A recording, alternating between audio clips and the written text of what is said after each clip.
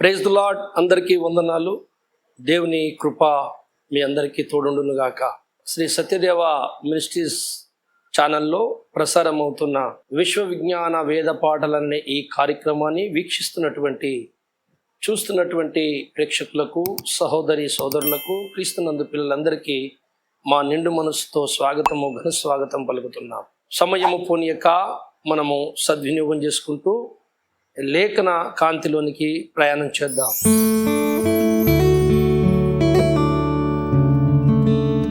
నేటి మన ధ్యానం కొరకు మత్తయి సువార్త 10వ అధ్యాయము 16వ వచనాన్ని చదువుకుందాం.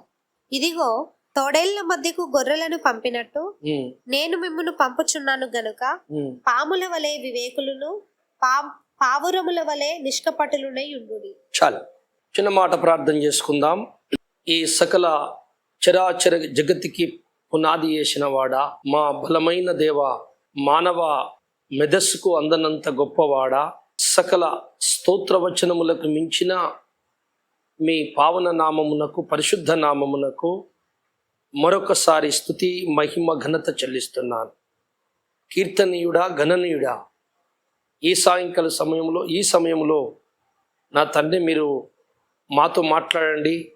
ఈ ఛానల్ని కొనసాగింపజేస్తుంది నువ్వు అయ్యా. వింటున్న వారిని, చెప్పుతున్న నీ దాసుని స్వాధీనంలో ఉంచుకొని నడిపిస్తున్నది నీవు కనుక ఈరోజు పాఠము కూడా నీ స్వాధీనంలో జరిగించి అయ్యా, చెప్పబడుతున్న ప్రతి మాట ప్రతి ఒక్కరికి ఆశీర్వాదకరంగా ఉండునట్లు అయ్యా, చెప్పుతున్న నాకు ఆశీర్వాదకరు ఉన్నట్లు మాకు సహాయము చేయమని అయ్యా, కృపచూపుమని మా రక్షకుడు ప్రభువైన యేసు నామములో ప్రార్థిస్తున్నాను తండ్రి, ఆమేన్.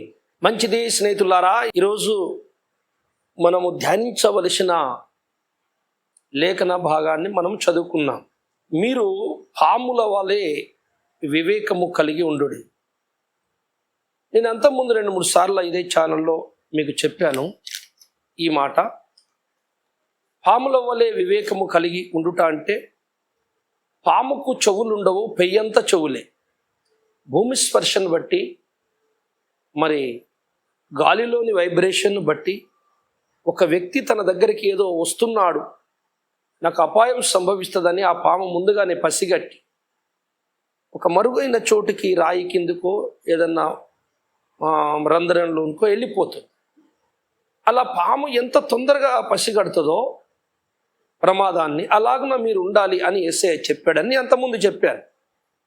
కానీ ఇక్కడ ఇంకొక విషయం చెప్పాలి. ప్రమాదాన్ని పసిగట్టడమే కాదు, రాబోతున్న మేలులను కూడా పసిగడుతుంది, గుర్తుపడుతుంది వివేకము. వివేకము ఒకటి చెప్పాను, కానీ ఇంకొకటి కూడా చెప్పాలి. ప్రమాదాలని గుర్తుపట్టడమే కాదు, మనకు రావలసిన మేలులు భవిష్యత్తులో ఏ విధముగా ఉంటే మనకు వస్తాయి, ఏమేమో మనకు దొరకబోతుంది, దానికోసం మనం ఎలాంటి ప్రవర్తన, ఆశ కలిగి ఉండాలి అనేది కూడా వివేకం గుర్తుపడుతుంది. బైబిలు మహాజ్ఞాన గ్రంథం. ఇది ఉన్నతమైనటువంటి మరి జ్ఞానము ఈ ప్రపంచానికి తెలియపరిచేది ఒక బైబిల్ మాత్రమే. బైబిల్ యొక్క విశిష్టత భూమి మీద చాలా గొప్పదై ఉన్నది. బైబిల్కు మించిన జ్ఞానం ఇక ఉండదు, ఏ లోకములో ఉండదు. అయితే బైబిల్ కొంతమంది సోదరులకు అర్థం కానప్పుడు ఏమనుకుంటారంటే, ఇదేదో పిసపిస్తున్నదా అంత, ఇది అజ్ఞానము అనుకుంటారు. అయితే అర్థము చేసుకోవడానికి వాళ్ళ వల్ల కాదు, నా వల్ల కాదు, ఎవరి వల్ల కాదు. ఎందుకంటే ఈ బైబిల్ రాయించిన ఆయన పరమాత్ముడైన సృష్టికర్త. ముందు ఆ సృష్టికర్తని వేడుకొని పాపం ఒప్పుకుంటే ఆయన ఒక ఆత్మను మనకిస్తాడు. ఆ ఆత్మ ప్రేరేపణ సహాయముతో ఈ బైబిల్ అర్థమవుతుంది. దేవుడు బైబిలు అర్థమైతే దేవుడు అర్థమవుతాడు, దేవుడు అర్థమైతే బైబిల్ అర్థమవుతుంది. అయితే దేవుడు ఒక వ్యక్తికి ఎంత అర్థము కావాలి అనుకుంటే అంతే అర్థమవుతాడు, బైబిల్ కూడా అంతే అర్థమవుతుంది. ఈ వివేకము మీకు తెలియాలి. మళ్ళీ చెప్తాను, దేవుడు ఒక వ్యక్తికి ఎంత అర్థం కావాలనుకుంటే అంతే అర్థమవుతాడు, బైబిల్ అంతే అర్థమవుతుంది. చూశారు? అసలు ఈ దేవుడు ఎందుకు కొంతమందికి తక్కువ అర్థం కావాలి, కొంతమందికి కొంత అర్థం కావాలి, కొంతమందికి పూర్తిగా అర్థం కావాలి అనుకుంటాడు అంటే వారి మానసిక విశ్వాసం, వారి యొక్క మానసిక పరిస్థితి, వారి హృదయ ఆలోచనలు, దేవుని పట్ల వారికి ఉన్న విశ్వాసం యొక్క అంతస్తును బట్టి దేవుడు వారికి అర్థమవుతాడు అంటున్నా. అయితే నేను అనేక కష్టాలు పడుతూ నిన్ను మొదటిసారి విశ్వాసించినప్పుడు దేవుళ్ళో కొంత జ్ఞానం ఉన్నది, కానీ ఆ ఉన్నంతలో నేను నమ్మకంగా ఉండి విశ్వాసముని నేను ఎక్కువ చేసుకున్నాను. కొంతకాలానికి ఆ విశ్వాసము అంతస్తు పెరుగుతూ దేవునికి ఇంకా దగ్గర అవుతా కొద్దీ పరిశుద్ధాత్ముడు ఇంకా మర్మములను తెలియపరచడానికి మనకు సహాయం చేస్తున్నాడు. అందుకనే దేవుడు ఎంత అర్థమయ్యాడు ఈ వ్యక్తికి అంటే అతడి విశ్వాసము దేవుని మీద ఎంత ఉన్నది అని అడగాల ముందు. అయితే నీ యొక్క విశ్వాస పరిమాణమును బట్టి ఆ వ్యక్తికి అంత అర్థం అవుతాడన్నమాట. అయితే మీరు పాముల వలె వివేకము కలిగి ఉండు అంటే అర్థం ఏంటండి నిండరా? ఒట్టి ప్రమాదాలను పసిగట్టేది పాము, కానీ మేలులు పసిగట్టేవాడు భక్తుడు. వివేకం అనేది రెండు పనులు చేస్తుంది. ఒకటి, మనం పడిపోకుండా ఉండటానికి దేవుని నుండి రావలసిన ఆశీర్వాదాలని, మేలులను కూడా పసిగడుతుంది. మనకు అపాయం ఏదైతే సాతాను మన మీదకి ఇసరబోతున్నాడో వాటిని కూడా పసిగడుతుంది. అయితే ఈ మేలులను పసిగట్టే వ్యక్తులని మనం తెలుసుకుందాం. అంతకు ముందు వీడియోలలో మనం ఎన్నోసార్లు మరి ప్రమాదాలను ఎట్లా పసిగట్టాలి తెలుసుకున్నాం. ఇప్పుడు మేలును పసిగట్టేది ఏ విధంగా ఉంటుంది, అలా పసిగట్టిన భక్తుల సాక్ష్యాలు ఎలా ఉన్నాయి, అలా మేలులు భవిష్యత్తులో రాబోతున్న మేలులను మరి గుర్తెరిగి వాళ్ళు ప్రవర్తించిన విధానం ఎలా ఉన్నది, అలాంటి అంతస్తులో ఉన్న భక్తులకు దేవుడు ఎలా అర్థమయ్యాడు, ఎంత అర్థమయ్యాడు. అర్థం అవ్వడము దేవుడు తలుచుకుంటేనే అవుతావు కానీ నీ సొంత ప్లాన్తోనే అర్థం కాడు. దేవుడు అర్థం కావాలని అనుకోవాలి కదా. అయితే ఇంత ఎక్కువ అర్థం కావాలని ఎప్పుడు అనుకుంటాడో తెలుసా? నువ్వు దేవుని మీద ఉన్న నీ నమ్మకము, విశ్వాసం అంటే ఏంటో తెలుసా? లేఖన ఆధారాలు కొన్ని దొరకకపోయినా కానీ నో దేవుడు మంచోడే అనే విశ్వాసం ఉండాలి. నీకు అర్థం కాలేదు, దేవుడే మంచోడు కాదు, దేవుడే సృష్టించాడు, దేవుడే ఇదంతా చేస్తున్నాడు, కొంతమందిని దేవుడే ఉగ్రత అనుభవించడానికి సృష్టించాడు అనే వాక్యం చదివినాం. దేవుడే కొంతమంది ఉగ్రత అనుభవించడానికి సృష్టించాడని ఉంది బైబిల్లో, రోమపత్రికలో. అది చదివినప్పుడు దేవుడే అన్యాయం చేస్తుడు కదా, ఇదంతా డ్రామా దేవుడే చేస్తుండు కదా అని నీకు అనిపిస్తుంది. అప్పుడు నీ మనస్సు అర్థం కాకపోయిన లేఖనము నో దేవుడు తప్పు చేయడు, నాకు అర్థం కాలేదు కావచ్చు కానీ దేవుడు అయితే న్యాయవంతుడు రా అని నేను అనుకుంటా. చూసినావా? నీ విశ్వాస పరిమాణం లెవెల్ వేరు. అప్పుడు నీకు ఎంత అర్థం కావాలి దేవుడు అని అనుకుంటే అంత అర్థం అవుతాడు. విశ్వాసం అంటే నిరీక్షింపబడుచున్న వాటి యొక్క నిజస్వరూపం. నువ్వు విశ్వాసం తర్వాత నీకు దొరుకుతుంది. నాకు దొరికితే, కనబడితే, ఆ సాక్ష్యం చూపిస్తే నమ్ముతా అనేవాడు విశ్వాసి కాదు. కొంతవరకు నీకు తెలుస్తుంది, దేవుడు నీకు చేస్తాడు సాక్ష్యానికి. ఆ తర్వాత నువ్వు దైవం మంచోడు అని నీకు తెలిసిన తర్వాత నీకు అర్థము కాని సంగతులలో కూడా దేవుడు మంచోడే అనాలి. అలాంటి వాడు ఏం చేస్తాడంటే ప్రమాదాలే కాదు మేలులను కూడా పసిగడతాడు. ఎందుకంటే వివేకవంతుడైపోతాడు. పరిశుద్ధాత్మ అతని యందు నివాసం ఉంటాడు, దేవునికి ఆలయంగా అవుతాడు. అయితే ఒక వివేకవంతుని మాట మనం విందాం బైబిల్లో. ఎబ్రీ రాసిన పత్రిక 12వ అధ్యాయము 1వ వచనం చదవమ్మా. ఇంత గొప్ప సాక్షి సమూహము మేఘము వలె మనలను ఆవరించి ఉన్నందున మనము కూడా ప్రతి భారమును సులువుగా చిక్కులుబెట్టు పాపమును విడిచిపెట్టి విశ్వాసమునకు కర్తయు దానిని కొనసాగించువాడునైన యేసు వైపు చూచుచు మన ఎదుట ఉంచబడిన పందెములో ఓపికతో పరిగెత్తుదము. ఆయన తన ఎదుట ఉంచబడిన ఆనందము కొరకై అవమానమును నిర్లక్ష్య పెట్టి సిలువను సహించి దేవుని సింహాసనం యొక్క కుడిపార్శ్వమున ఆసనుడై ఉన్నాడు. యేసు ప్రభు ఎదుట ఉన్న ఆనందం ఉన్నదట. ముందు పునరుద్ధానము చెంది మహిమలోకి వెళ్ళి తండ్రి దగ్గరికి వెళ్ళిపోతాడు. ఆ ఆనందము కొరకై ఆ శ్రమను అనుభవించాడట, అవమానమును నిర్లక్ష్య పెట్టాడట, శిలువ యజ్ఞం అనుభవించాడట. యేసుక్రీస్తు ప్రభుల వారు మనిషిలాగా మాట్లాడాడేంది? ఆయన మనిషే బాబు, మనిషి శరీరమే దేవుడు కాదు అని చాలామంది ఇలాంటి పాయింట్లను ముందు పెట్టుకొని మనుష్య మెదడుకు అర్థం కాక యేసు ఒక ప్రవక్త అండి, ఒక గొప్పవాడు, అసలు దేవుడు యెహోవానే అని వాళ్ళు పునాదులు వేసుకొని దారి తప్పిపోయి ఇప్పటికీ నాశనం అయిపోయారు. కానీ ఈ కడవరి దినములో అన్ని పాయింట్లు, అన్ని మాటలకు అన్ని రకాల చిక్కుముడిగా అర్థం కాకుండా ఉన్న వాళ్ళ లేఖనాలకు కూడా మొత్తం బయటికి రాబోతుంది త్వరలో. ఎందుకంటే యేసు రాకడ సమీపించింది. నేను అందుకే అంటున్నాను, విశ్వాసమును అర్థము కాకపోయినా నీ విశ్వాసమును లోపం రావద్దు. అలా పరీక్షిస్తాడు దేవుడు. నా మీద వీనికున్న నమ్మకము శబాష్, గొప్పదిరా, కనుక నువ్వు ఏదైతే అనుకున్నావో అదే సత్యము, ఇప్పుడు నీకు ఎవడు తిరుగులేని సత్యం నీకు తెలియపరుస్తా పో అన్నాడు.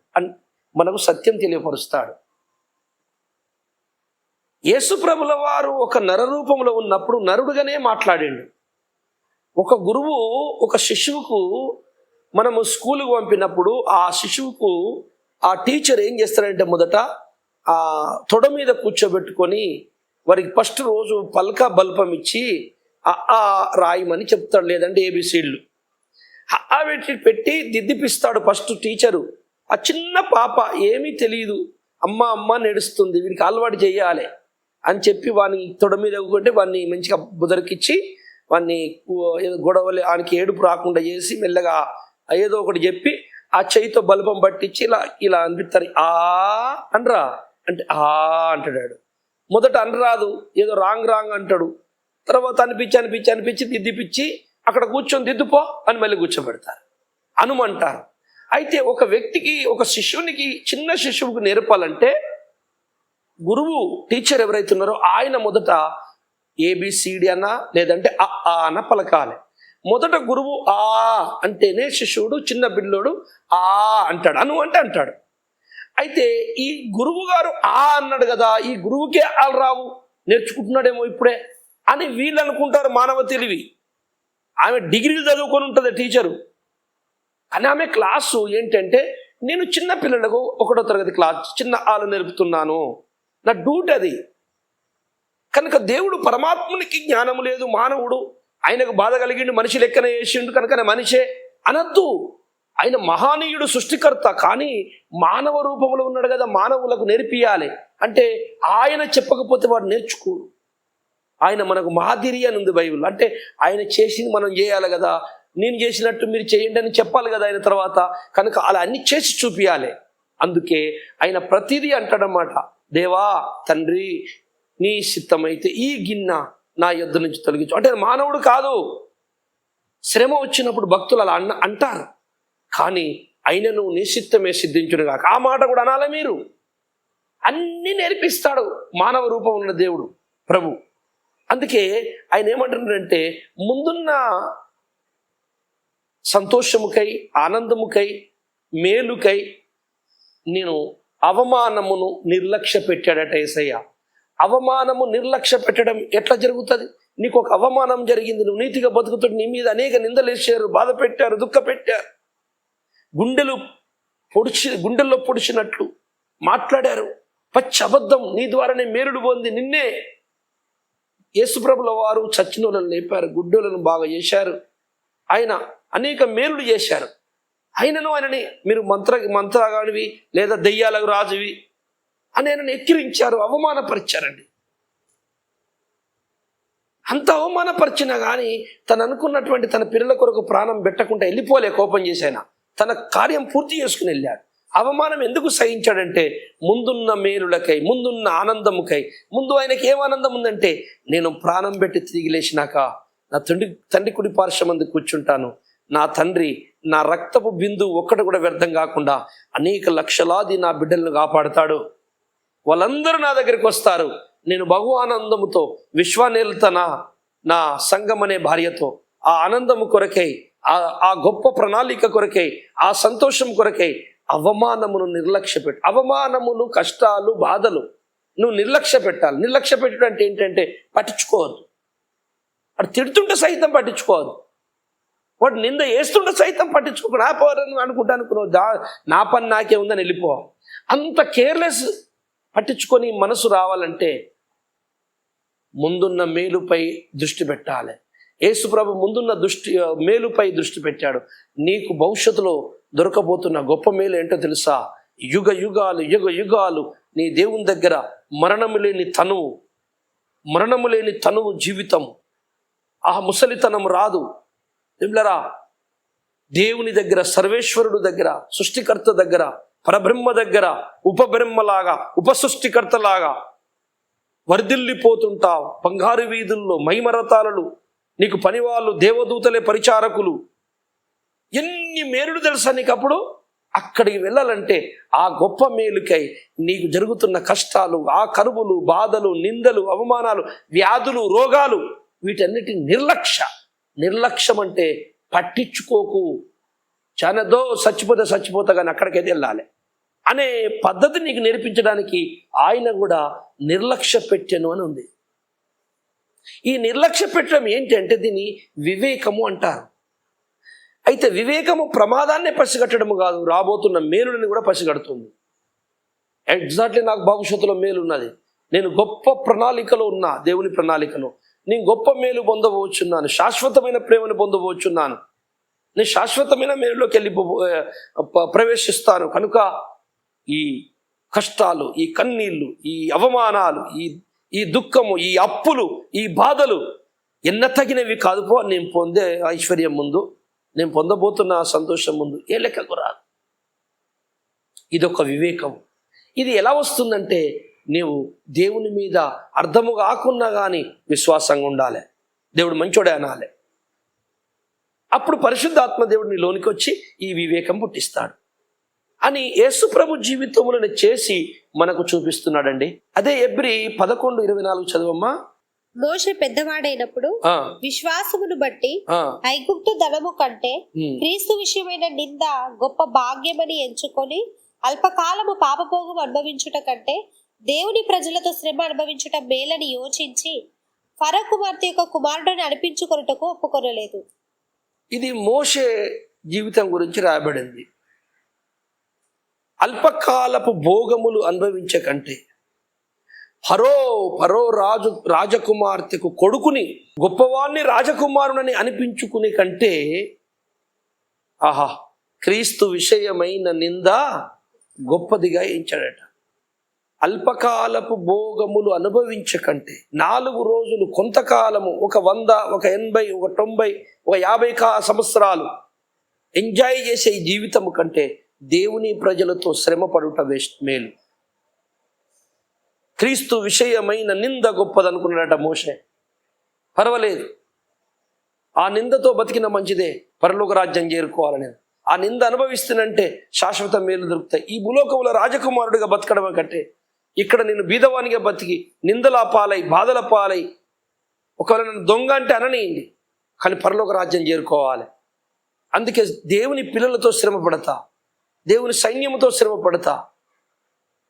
ఈరోజు వివేకము గల క్రైస్తవునికి ఏముండాలంటే దేవుని సైన్యం అనగా సంఘములో సేవకుడు పడుతున్న శ్రమ, అతనికి ఏం కష్టాలు ఉన్నాయి దేవుని రాజ్య స్థాపనకు, అతనికి తోడుంటా, ఆ శ్రమలో నేను పాలు పంచుకుంటా, దేవుని పిల్లలతో నేను కూడా శ్రమను పంచుకుంటా, వారితో పాటు నేను నాకు అవసరం లేని పని అయినా, నా మీదికి రాకపోయినా నేను కావాల్చుకొని దేవుని బిడ్డల కోసం శ్రమ పడతా.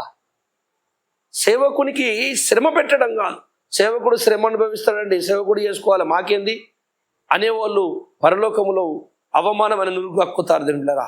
దేవుని ముందుకు వచ్చినప్పుడు దేవుడు సేవకునికి శ్రమలో సహాయం చేయమన్నాడు కానీ సేవకునికి శ్రమ తోడు చేయమని అనలేదు. శ్రమ ఇంకా తోడు చేయక ఆ మాటలతోని అతని గుండెల పొడవకండి, దేవుని పనికి సహకరించండి. దేవుని సైన్యంలో చేరావు, నువ్వు కూడా యుద్ధం చేయాలి. అల్పకాలపు భోగముల కంటే, లోక సుఖముల కంటే క్రీస్తు విషయమైన నింద గొప్పది. ఇది వివేకం అంటే భవిష్యత్తు వివేకం. భవిష్యత్తులో పొందబోతున్న మేలు గుర్తుపట్టిన మోషే అలా మాట్లాడుతున్నాడు. 22వ వచనం చదవమ్మా. యోసేపు తనకు అవసాన కాలము సమీపించినప్పుడు విశ్వాసమును బట్టి ఇశ్రాయేలు కుమారుల నిర్గమన గూర్చి ప్రశంసించి తన శల్యములను గూర్చి వారికి ఆజ్ఞాపించాడు. ఇశ్రాయేలు ఐగుప్తు దేశంలో శరణుభవించారు. వాళ్ళు చెరలోకి ఎలా వెళ్ళారు? మొట్టమొదట యాకోబుకున్న 12 మంది కొడుకుల్లో యోసేపు అనే కుమారుడు నా కుమారుని అన్నదమ్ములు అమ్మేశారు. అతడు ముందు ఫరో దగ్గరికి వెళ్ళాడు ఐగుప్తుకి. అక్కడ అతడు కూడా నీతిగా బతికాడు, పాపానికి లోబడలేదు. దేవుడు అతన్ని ఘనపరిచాడు. అక్కడ రాజు దగ్గర మొత్తం రాజు యొక్క పరిపాలనలో మొత్తం అన్నీ చూసుకునేటువంటి బాధ్యతలన్నీ అతనికి అంటే రాజు తర్వాత రాజు అనుకోవాలి. యోసేపు అంత గొప్పగా చేసిన తర్వాత అప్పుడు అన్నదమ్ములని తన తండ్రి యాకోబుని అందరినీ గుర్తుపట్టి పిలిపించుకున్నాడు. హాయిగా రాజకుమారుడు కదా యోసేపు, వారి కుటుంబాన్ని, వాళ్ళ తండ్రిని, వారి అన్నదమ్ములను, వాళ్ళ అన్నదమ్ముల పిల్లలను ఆ యోసేపు బతుకున్నంత కాలము చాలా హాయిగా బతికారండి. ఏ లోటు లేదు, సుఖంగా బతికారు. అయితే యోసేపు ముసలివాడైపోయాడు. ఇక్కడ ఇశ్రాయేలు సంతతి పెరిగిపోయింది. యోసేపు మరణించే టైంలో వారి నిర్గమ అనగా వాళ్ళు దేవుడు అబ్రహాముకు చేసిన వాగ్దాన ప్రకారము యెహోవా దేవుడు, నా తండ్రి దేవుడు తప్పక వచ్చి ఇక్కడి నుంచి తీసుకెళ్తాడు మా వాళ్ళని. ఎక్కడికి? కానానుకు తీసుకెళ్తాడు. కనుక కానానుకి వెళ్ళే టైంలో నా కుమారులారా, సోదరులారా, నా కుమార్తెల్లారా, నేను చనిపోతున్నా. ఇప్పుడు మీరు తప్పకుండా మిమ్మల్ని దేవుడు వచ్చి, ప్రభు వచ్చి మిమ్మల్ని ఇక్కడి నుండి తీసుకొని పోతాడు కానానికి. అది ఎప్పుడు వెళ్తారో ఏమో కానీ మొత్తానికైతే తీసుకెళ్తాడు. తీసుకెళ్ళేటప్పుడు నా శైల్యములను అనగా నా ఎముకలు ఈ అన్యజనుల గడ్డ మీద పెట్టకండి, మీతో తీసుకెళ్ళండి. ఎందుకంటే నా ఎముకలు నా ప్రజలతోనే ఉండాలి. ఎందుకంటే భవిష్యత్తులో నేను పునరుద్ధానం అక్కడి నుంచే చెందాలి. అంటే యోసేపుకు భవిష్యత్తును గురించిన నిరీక్షణ ఉన్నది, ఒక వివేకం ఉన్నది.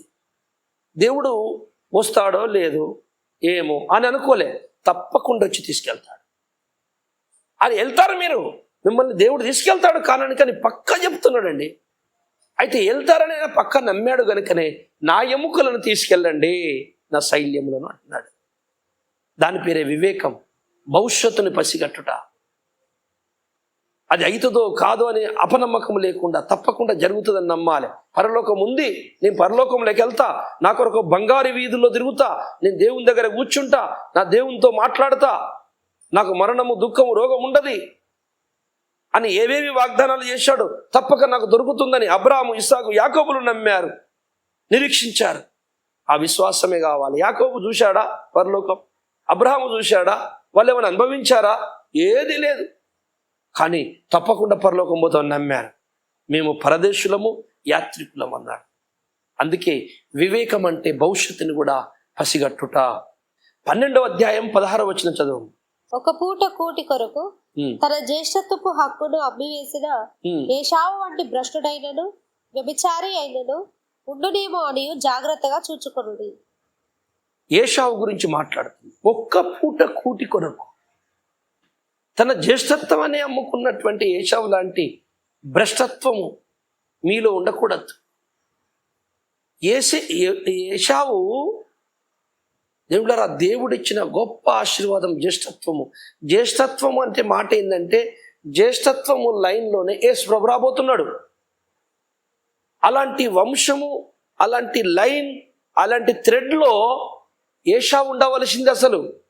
కానీ అది యాకోబు చిన్నవాడైన ఆ లైన్లోకి వచ్చి కూర్చున్నాడు.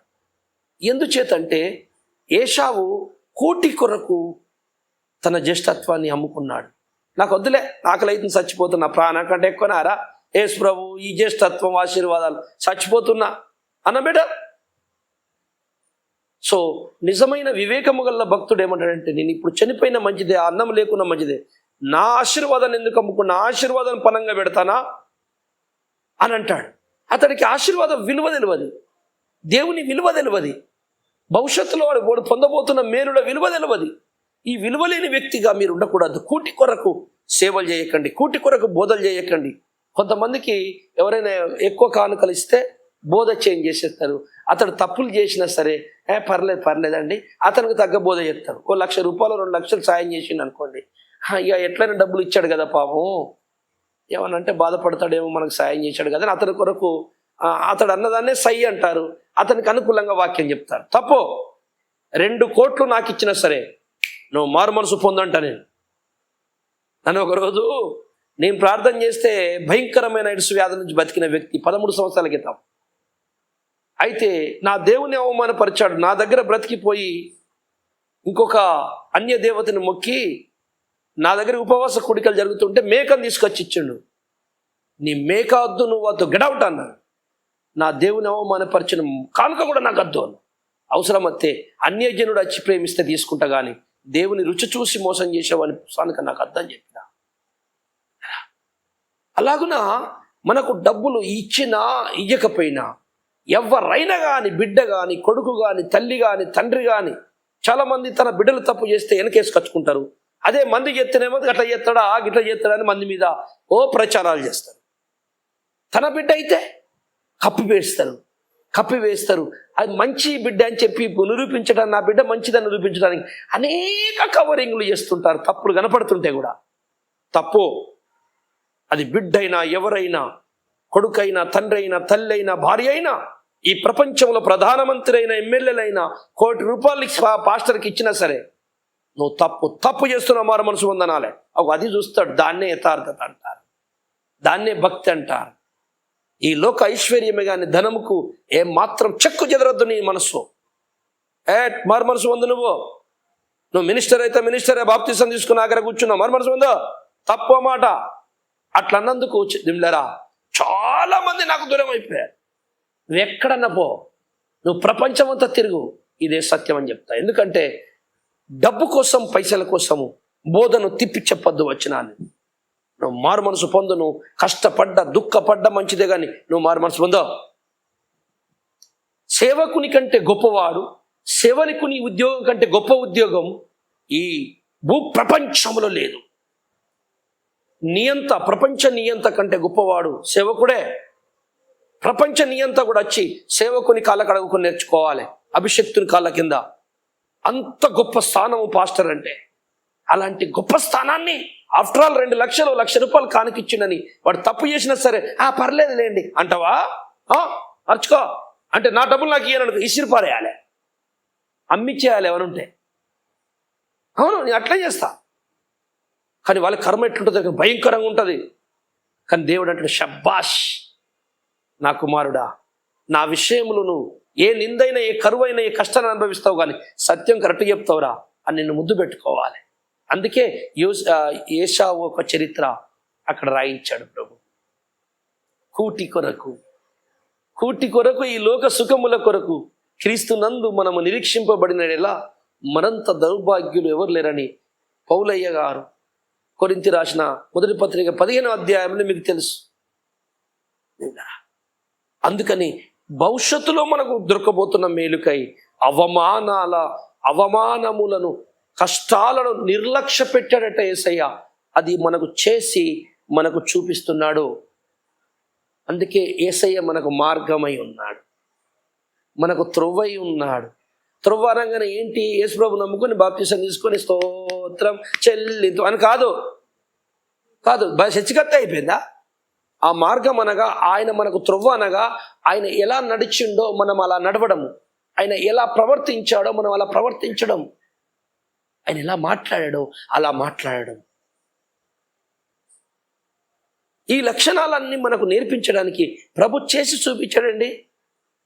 అయితే వీళ్ళేమనుకుంటున్నారు చాలా మంది అంటే ఆయన మానవుడు గనుక ఆయన అలా మాట్లాడాడు, ఆయన దేవుడు కాదు, మరియమ్మ రక్తం ఉన్నది, మానవ శరీరం, టోటల్ మానవుడే, మనలాంటి వాడే అని చిన్న చూపు చూస్తున్నారు. నేను ఇదే ఛానల్లో మొన్న 7 బుధవారాలు చెప్పాను జన్మ పాపం గురించి. అవి వినండి. ఇంకా భవిష్యత్తులో ప్రతి బుధవారం కూడా దాని గురించినటువంటి ఇంకా అనేక సంగతులు చెప్పాలని అనుకుంటున్నాను. ఇక ప్రపంచములో బైబిలు రహస్యాలు ఉండవు, ఇక మర్మములు అర్థం కాని వచనాలు ఉండవు, ఇక గలిబిలి ఉండదు, కన్ఫ్యూజ్ ఉండదు. మొత్తం అన్నిటికీ కుదురుబాటు కాలాలు రాబోతున్నాయి. అన్నిటికీ వివరణ పరిశుద్ధాత్ముడు ఇవ్వబోతున్నాడు. నా ఒక్కడు కాదు, నేను కాదు, నాలాంటి వాళ్ళు, నాకంటే జ్ఞానులు, గొప్ప వాళ్ళు, నా సోదరులు, నా ఇంటి పని చేస్తున్న వాళ్ళందరూ ఎక్కడున్నా చల్లగా ఉండాలి. యేసయ్య వారిని ఆశీర్వదించాలని కోరుకుంటున్నాను. ఉన్నారు, ఎక్కడున్నారో తెలియదు. ఈ కడవర దినములో ఈ రోజున్న టెక్నాలజీ ద్వారా అందరూ అర్థమైపోతారు, అందరికీ తెలిసిపోతారు, బయటకు వస్తారు. వాళ్ళ కోసం రోజు చేస్తా. సత్యబోధకులకు కష్టాల నుంచి తప్పించు తండ్రి, నిందల నుంచి తప్పించు, కాపాడు, బలంగా వాడుకో అని రోజు చేస్తా ప్రార్థన. నాకు ఎవరో తెలియదు, అందరినీ నీకు తెలుసు బాధ్య. నువ్వే చూసుకో, నువ్వే కాపాడు. ఎటు తిరిగి సమయం ససన్నమైనది. సత్యం అన్నది ఒక తాటి మీదికి రావాలి. ఈ సత్యం అనే జ్యోతి ప్రకాశించాలి. అబద్ధ బోధలన్నీ నురుగుగక్కి నీ కింద రాలిపోవాలి. అవమాన నురుగక్కాలి. తెలియక బోధించి అసత్యాన్ని తప్పుని నమ్మిన వాళ్ళందరూ బయటికి రావాలి. కావలసుకొని అహంకారం గర్వముతో అబద్ధాన్ని ఈ లోకంలో అంటగట్టాలరా అనుకునే వారి దేవా నువ్వే చూసుకో అని చెప్పి నేను ప్రార్థన చేస్తున్నాను. ఫిలిప్పు రాసిన పత్రిక 4:5 ఒకసారి చదవండి. మీ సహనమును సకల జనులకు తెలియబడనీయుడి, ప్రభువు సమీపముగా ఉన్నాడు. దేనిని గూర్చి చింతపడకుడి గాని ప్రతి విషయంలోనూ ప్రార్థన విజ్ఞాపనముల చేత కృతజ్ఞతాపూర్వకంగా మీ విన్నపములు దేవునికి తెలియజేయుడి. ప్రభువు సమీపముగా ఉన్నాడు, మీరు దేనిని గురించి చింతపడకూడదు. ప్రభువు సమీపముగా ఉన్నాడు, మీ దేనిని గురించి చెడు చింతపడకూడదు. ఈ సమీపముగా ఉన్నాడని నమ్మాలన్నా వద్దా? మొదట మనం చెడుని అసహించుకొని మంచిని ఎంత ఇష్టపడతావో, చెడుని ఎంత అసహించుకుంటావో, ఈ పరిణామం, ఈ యొక్క పరిమాణం బట్టి, ఈ విశ్వాస అంతస్తును బట్టి నిన్ను దేవుడు ఎంత నీకు బయలుపరచబడాలో జ్ఞానము, దేవుని మీద నీకున్న నమ్మకాన్ని బట్టి నీకు ఎంత అర్థం కావాలో అంతే అర్థమవుతాడని మొదట చెప్పాను కదా. కనుక దీన్ని బట్టి మనము ఆలోచించినట్లయితే దేవుడు సమీపముగా ఉన్నాడని నువ్వు నమ్మాలి. ఆల్రెడీ అన్నీ జరుగుతున్నాయి దేవుళ్ళరా. యెరూషలేములో భయంకరమైనటువంటి మరి ముస్లిం కంట్రీస్కి, యెరూషలేము ఇశ్రాయేలుకి యుద్ధాలు జరుగుతున్నాయి తెలుసు మీకు. ఇదంతా లేఖన నెరవేర్పు. కొంతకాలములో ఇశ్రాయేలు తిరుగు లేకుండా జయం సంపాదించి సకల భూప్రపంచ జనులందరూ గడగడ వణికించి ఇశ్రాయేలు మీద గెలవడము ఎవని వల్ల కాదురా అని లొంగిపోతారు.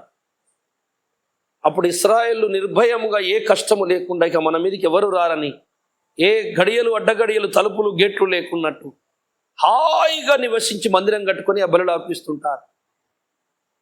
అది జరిగినప్పుడు ఒక్కసారిగా గుమ్ముగా మొత్తం అరబు కంట్రీస్ అంతా ముస్లిమ్స్ అందరు దాని మీద పడతారట. హెచ్కెల్ గ్రంథం 38-39 ఉంటుంది చరిత్ర అంతా. అది త్వరలో నెరవేరబోతుంది. అందుకని మిమ్మల్ని ఇక యేసు ప్రభుల వారు సమీపంగా ఉన్నాడు, దేనిని గురించి మీరు చింతించకూడదు. చాలామందికి చాలా రకాల చింతలు, బాధలు. కానీ బైబిల్ చెప్తున్నది ఏంటంటే మీ చింతంతా పక్కకు పెట్టండి, ప్రభు మీద మీ చింత. ప్రభు వస్తున్నాడు, మనం వెళ్ళాలి, ప్రభు కోసం ఆలోచించండి. సమయం లేదు, కొద్దిగానే ఉన్నది స్నేహితులారా. పెళ్లి కాని వారికి బాధపడకండి, పెళ్ళిళ్ళు అయితే లేవు, ఎన్నో సంబంధాలు వచ్చిపోయినాయి మా అమ్మాయికి అని బాధపడకండి. ఇంకో కొద్ది రోజులైతే యేసయ్య ఎత్తాడు, మధ్య ఆకాశంలో పెళ్ళి అయిపోతుంది. పెళ్లి కాని పురుషులు బాధపడకండి. చాలామంది చాలా రంది ఉంటుంది, నాకు పెళ్లి కాలేదని రంది ఉంటుంది, మంచి కట్నం రత్తలేదు, కట్నం కుదురుతలేదని రంది ఉంటుంది, నా అందము బాగలేదు అని అందంగా ఉంటే బాగుండు, నేను సినిమా యాక్టర్, సినిమాలో నాకు అవకాశం దొరికితే బాగుండు, నీ కలెక్టర్ని అయితే బాగుండు, నేను ఎమ్మెల్యేని అయితే బాగుండు, కుటుంబ సమస్యలు, ఈ సమస్య ఆ సమస్య, నేను ఒక రేంజ్లో ఉండాలి. ఎవరి రంది వాళ్ళకి. ఈ రంది అంతా తీసుకెళ్ళి మురిక్కారడ వారేసి మీ చింతంతా తీసేటి పక్కకు పడేసి యేసయ్య వస్తున్నాడు, యేసు మీద చింత కలిగి ఉండి, ఎప్పుడు వస్తాడని యేసు మీద విశ్వాసం కలిగి ఉండండి. బాధపడకండి. దేవుళ్ళరా, యేసు ప్రభు మధ్య ఆకాశంలోకి వస్తున్నాడు. పెళ్ళైన వారు కూడా, భర్తలు వేధిస్తున్నారన్న వాళ్ళు కూడా, భార్య మారలేదు, మారు మనసు లేని భార్య ఉన్న భర్తలు కూడా, పిల్లలు మారు మనసు లేదన్న ఈ గొడవలు ఎన్ని జరుగుతున్నాయో అన్ని కుటుంబాలకు చెప్తున్నాను. ధైర్యంగా ఉండండి, కొన్ని రోజులు ఓపిక పట్టండి, ఓర్చుకోండి. అన్ని బాధలు పోయే రోజు సమీపముగా ఉన్నది. కొద్ది రోజులు ఓర్చుకోండి. ఇక వాళ్ళు హింస పెడుతున్నారు, వీళ్ళు హింస పెడుతున్నారు, వీళ్ళు మారలేదు, వారు మారలేదు, వీళ్ళతోని బాధ, వాళ్ళతోని బాధ, అన్నిటికీ టైం వచ్చేసింది. అందుకే ముందున్న మేలుకై, ఆనందముకై ఈ కష్టాలను, బాధలు నిర్లక్ష్య పెట్టండి. ఇక మీరు బాధపడకండి, నా బిడ్డ పెళ్లి కాదని బాధపడకండి, నా పెళ్లి కాలేదని స్త్రీలు బాధపడకండి, భర్తలు మారలేదని బాధపడకండి, భార్యలు మారితే మారని లేక నీదేం చేసేది ఉన్నది. సూసైడ్లు చేసుకోకండి, బాధలు కష్టాలు వచ్చినాయి, ఈ బతికెందుకు అనుకోకండి. కొద్ది రోజుల్లో యేసయ్య రాబోతున్నాడు. అద్భుతం. మన మధ్యాకాశంలో ఆ మహాప్రభుతో కళ్యాణం జరుగుతుంది. మహాకళ్యాణం, సృష్టి కళ్యాణం. మనందరినీ దేవుడు తన సొంత భార్యగా, పట్టపు రాణిగా చేర్చుకోబోతున్నాడు. ఆ సైన్యంలో ఉండడానికి ప్రయత్నించు. బాధపడక, ఈ బంధాలన్నీ ఇక్కడే పోతాయి. అక్కడికి వెళ్ళినాక భార్య, కొడుకు, తల్లి అనేది లేదు. ఎవడు మారు మనసు పొందాడో, ఎవడు భవిష్యత్తు మీద విశ్వాసం ఉంచాడో వారిని మాత్రమే పరలోకం తీసుకుంటాడు దేవుడు. ఇది నిజం, సత్యం. నువ్వు ఈ లోకములో నీ మనసుకు వచ్చినట్టు బ్రతుకుతే, దేవుని మీద విశ్వాసం ఉంచకుండా నీ ఆలోచనతో, నీ జ్ఞానముతో నువ్వు ఏమేమో చేసుకుని బతుకుతే, ఒకనాడు యేసయ్య వస్తున్నాడు, నిన్ను తరాజులు వేస్తాడు. తరాజులు వేసినప్పుడు నువ్వు కనపడాలి. తరాజులు వేసినప్పుడు నువ్వు కనపడకపోతే తీసి పక్కకు పడేస్తాడు. తరాజులు వేస్తే నువ్వు నాకు కనపడలేదు అని ఒక రాజుని ఏం చేశాడు తెలుసా? దానియేలు కాలములో బబులోనులో ఇశ్రాయేలు చెరగా ఉన్నప్పుడు, దానియేలు ఉన్నప్పుడు, నెబుకద్నెజరు తర్వాత ఆయన కుమారుడు బెల్షాస్సరు అనే రాజు, అంతకుముందు వారి తండ్రి యెరూషలేమును చెరపట్టుకున్నప్పుడు దేవుని మందిరములో ఉన్నటువంటి పాత్రలు, బంగారు ఎండి పాత్రలను తీసుకుపోయి వాళ్ళు వారి గోడమ్స్లో పెట్టుకున్నారు.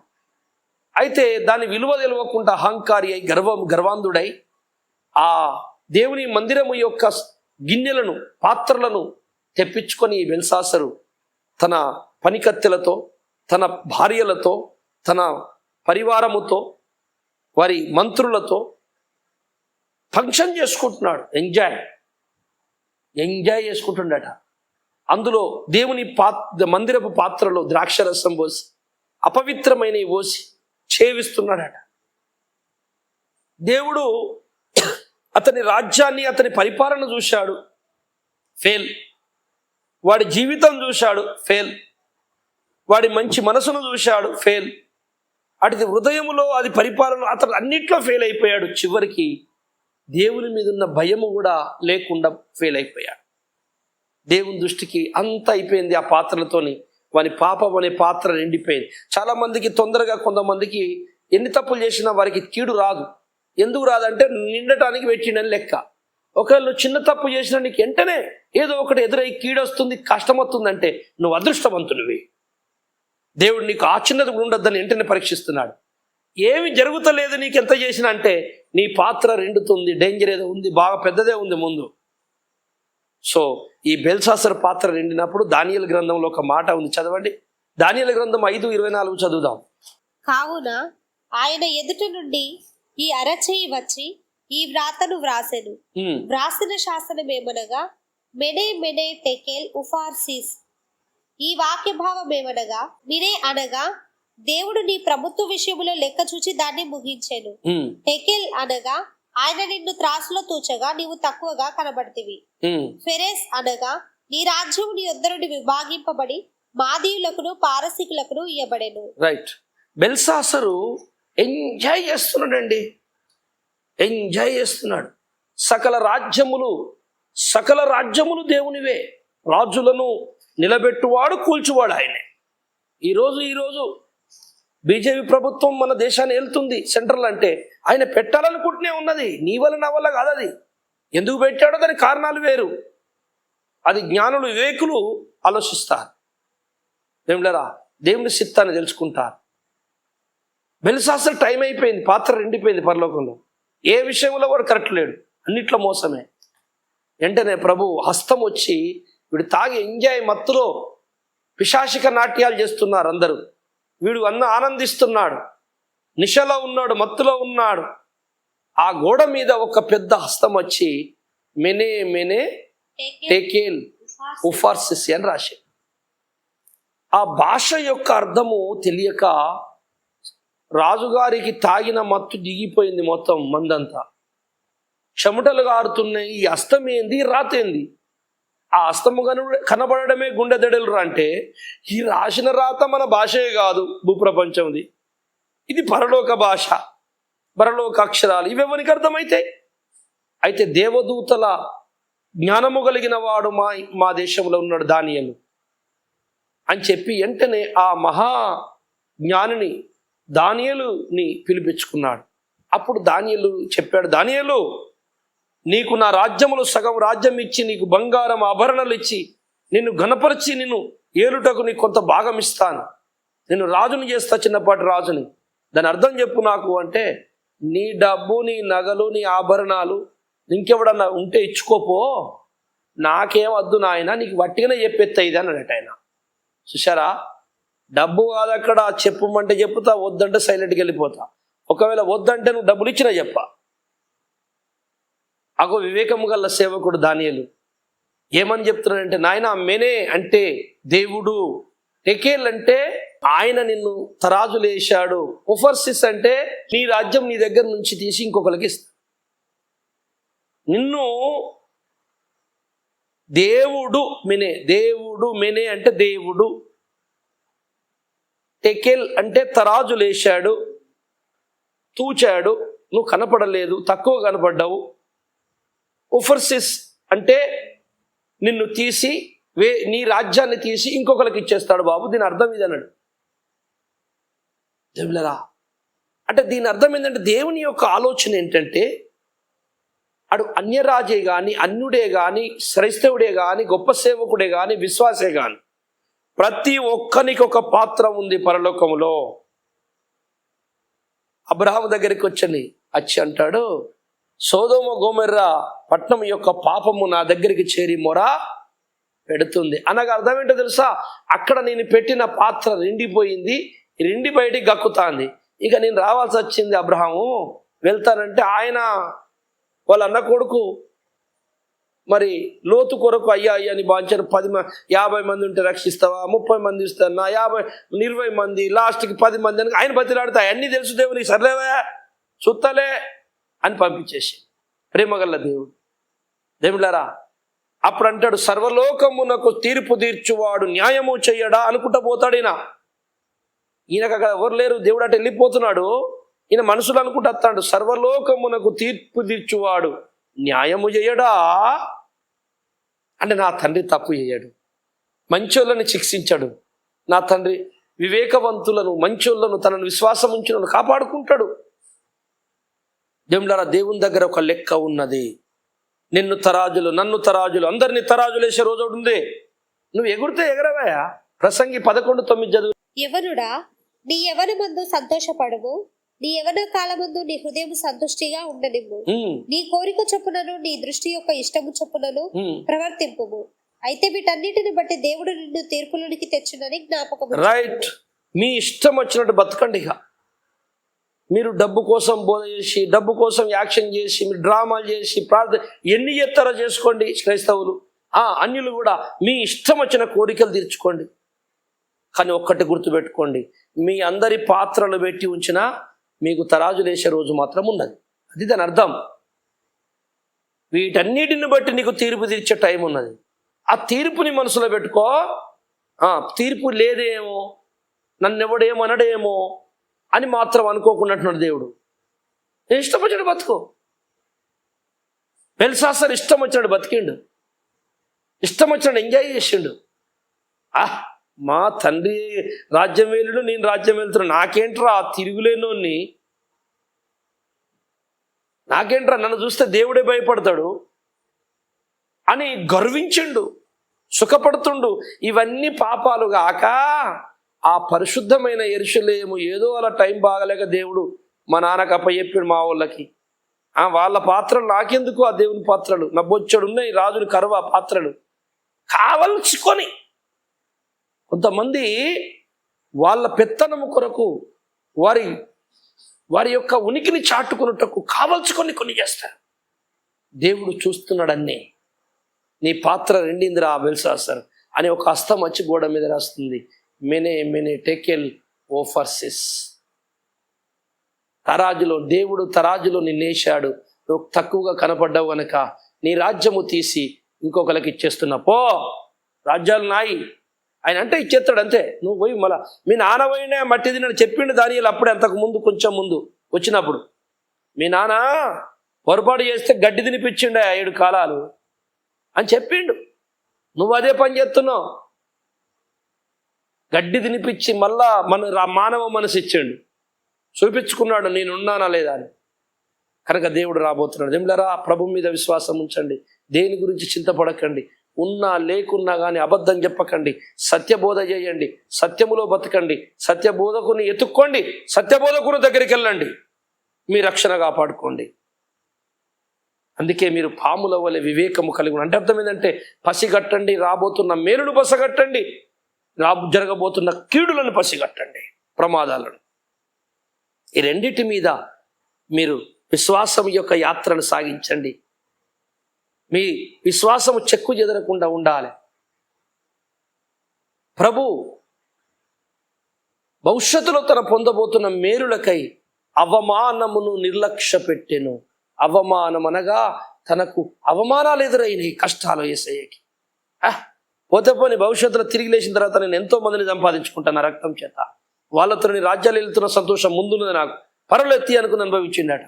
నీవు కూడా నీ ప్రభు దగ్గర దొరకబోతున్న బహుమానం కొరకు ఈ లోకముల కష్టాలు, అవమానాలు, నిందలు నిర్లక్ష్య పెట్టు. కేర్ చేయ, పట్టించుకోకుండా దేవుని దగ్గర ఏడు, ప్రార్థన చేయి, అద్భుతం చేస్తాడు. అందుకని స్నేహితులారా, ఈరోజు పాఠం మీ అందరికీ అర్థమైందని అనుకుంటున్నాను. ఆ దేవుడు ఈ పాఠం మీ హృదయంలో ఫలింపజేసి ఆశీర్వదించునుగాక. ప్రార్థన చేసుకుందాం. పరిశుద్ధుడా, మా పరమ తండ్రి, నీకు స్తోత్రములు, కృతజ్ఞతలు.